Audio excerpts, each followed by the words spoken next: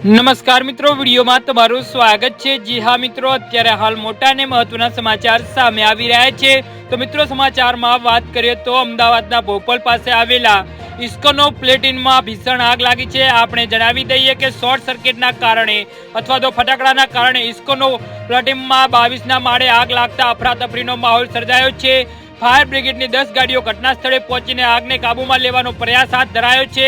અચાનક આગમાં બનાવની સ્થાનિક રહીશોમાં ભયનો માહોલ છવાયો છે।